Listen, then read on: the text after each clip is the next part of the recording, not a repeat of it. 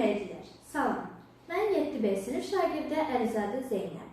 Gələcəyin İşığı FM məktəb radio verilişinin bugünkü xüsusi buraxılışında sizləri ürəkdən salamlayıram.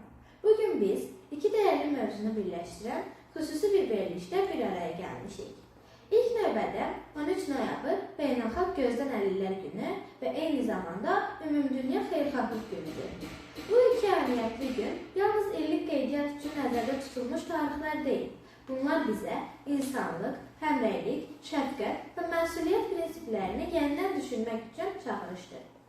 Bugünkü verilişimizdə Lənkəran rayonu Yuxarı Nüvədi kənd Tam Orta Ümumi Təhsil Məktəbinin kollektivi, müəllim, şagird heyəti olaraq gözdən əlilliyin və xeyirxahlığın aktuallığını dərindən müzakirə edəcək, həm elmi faktlarla, həm də ilhamverici nümunələrlə söhbət edəcəyik.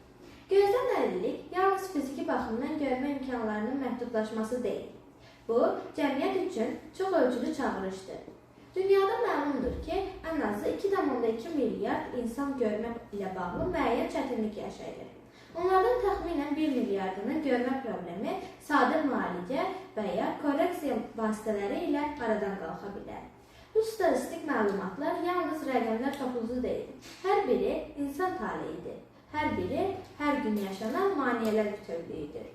Eyni zamanda xeyirxahlıq sadəcə böyük hədiyyələr və ya maliyyə yardımları demək deyil. Bu, vicdanın səsi, cəmiyyətdə təsir edən mikro hərəkətlərin bir toplusudur. Xeyriyyətçiliklə bağlı qlobal göstəricilər göstərir ki, fərdi yardımlar və könüllülük əməliyyatlarından azalmaq meyli mövcuddur. Məsələn, maliyyə yardımı ilə bağlı göstəricilər bəzi hallarda digər edilə bilən yardım formaları ilə müqayisədə daha az aktivdir. Belə bir kontekstdə biz məktəb icması olaraq yalnız gözlə görünən yardımlarla kifayətlənməməli, həm də əhatəli, davamlı və insanyönlü xeyirli əməl yaratmalıyıq. Məktəb icması olaraq biz xeyirxahlığı yalnız maddi dinarlıq kimi görməməliyik. Məktəbdə, sinifdə xeyirxahlıq hər hansı bir yardımı təmin etməkdən daha çox istinad olan bir dəyərdə davranmalıyıq.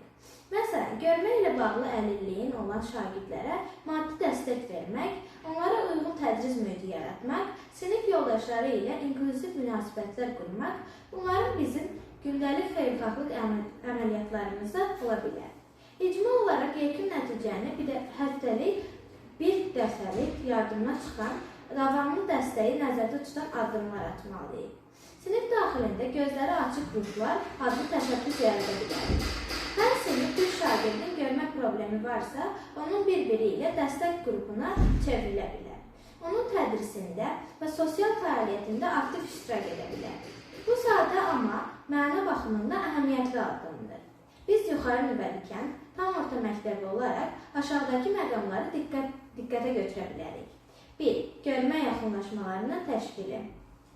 Hər il bir dəfə məktəbdə göz müayinəsi aksiyası keçirilməli, şagird və müəllimlər üçün səyyar avtomobillər çağırılmalıdır. Beləliklə, erkən mərhələdən görmə problemi olan müəyyən edilə və vaxtında müdaxilə edilə bilər. 2. Məktəb kitabxanasında və siniflərdə yardımcı vasitələrin təmin edilməsi. Görmə əlilliyi olan şagirdlər üçün uyğunlaşmış dərsliklər, gücləndirici optik vasitələr və ya rəqəmsal formatda materiallar təqdim edilməlidir. Onların tədris prosesinə tam inteqrasiya üçün sinifə uyğun işıqlandırma, vizual köməkçi vasitələr kimi şərtlər yaradılmalıdır. 3. Xeyirxahlıq mədəniyyətinin formalaşması. Məktəbdə bütün şagird və müəllim arasında mütəmadi xeyir fəaliyyəti günlər keçirmək, məsələn, siniflər arası yardım aksiyaları, icma üçün könüllülük layihələri çox faydalıdır. Bu tədbirlər həm şagirddə empati, həm də məsuliyyət hissini gücləndirir. Həm məktəbi ictimai təşəbbüskeş platformaya çevirir. 4.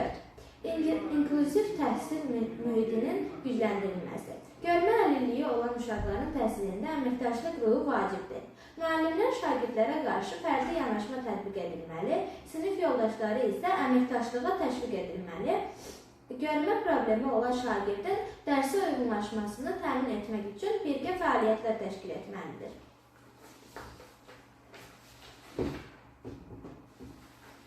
Əziz dinləyicilər, biz bilirik ki, çağırışlar çoxdur. Görmə problemi olan insanların cəmiyyətin kənarına çıxarmaq, onlara bərabər imkan təmin etmək, xeyirxahlığı yalnız bir gün həss etməmək, gündəlik həyatımızın bir parçası kimi qəbul etmək.